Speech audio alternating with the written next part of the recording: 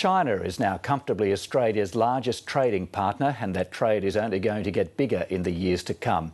But while much of the business community focuses on maximising its opportunities in China, other markets of equal promise are not getting the same attention. One of those is Australia's nearest Asian neighbour, Indonesia, which has transformed itself from a dictatorship to democracy and growing economic powerhouse in less than a decade. A man who definitely does see the possibilities for Australian business in Indonesia is Ian Satchwell, who's the head of the Australia Indonesia Business Council, and Ian joins me now from Jakarta. Ian, you're a 35-year veteran of Indonesia and you believe Australia's business relationships with Indonesia are underdone. Why do you believe that?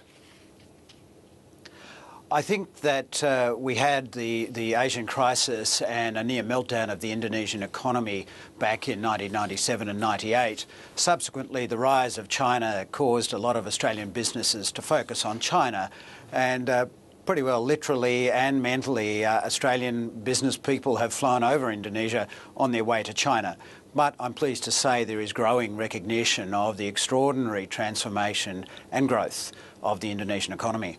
Well, just on that point, I'm sure most Australians aren't aware that Indonesia's economy is growing at about 6.5% a year, and within the next 13 to 15 years it's predicted its economy will be the size of Australia's.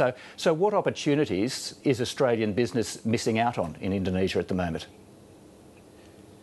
Well, the Indonesian economy, yes, you're right, is growing, and indeed it will be quite a bit bigger than Australia within a decade.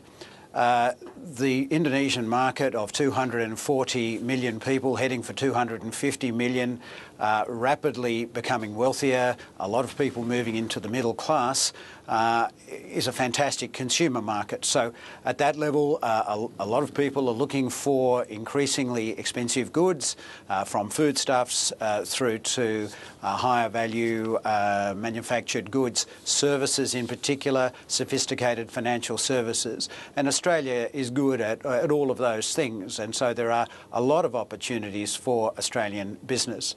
As well, Indonesia is a very rich mineral and oil and gas province, so Australian companies involved in minerals and oil and gas have also got great prospects, although there are some issues around the mining laws in Indonesia that we've had some publicity on recently.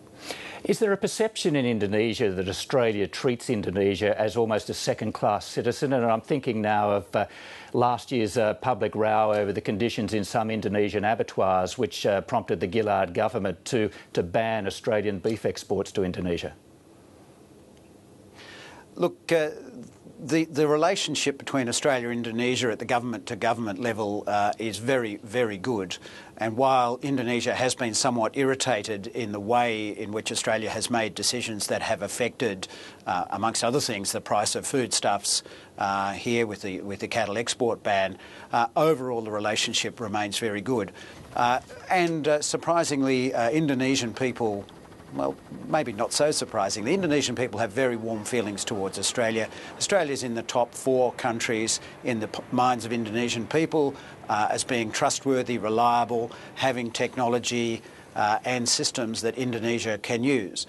So I think that's a good platform on which to build much greater business.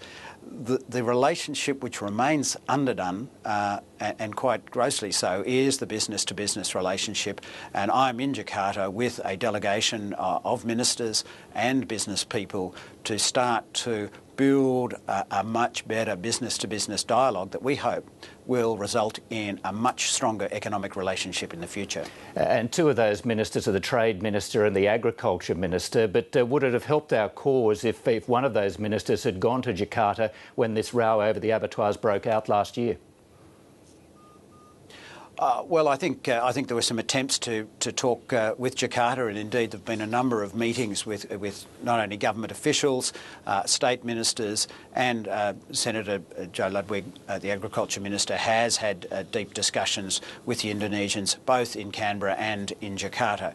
So we're now out the other side of that. The emphasis is on how Australia and Indonesia can work together to develop a good cross-border integrated cattle industry that by working together we can get a sum of 1 + 1 = 3 even, and look in the future to even exporting meat to third-party markets. And the two countries can only do that by working together. Tonight, the Department of Foreign Affairs and Trade is still warning Australian tourists not to go to Indonesia, whilst the Trade Minister is in Indonesia with you trying to get business to go to Indonesia. I mean, is that sending conflicting signals to the business community about just how safe it is in Indonesia to do business?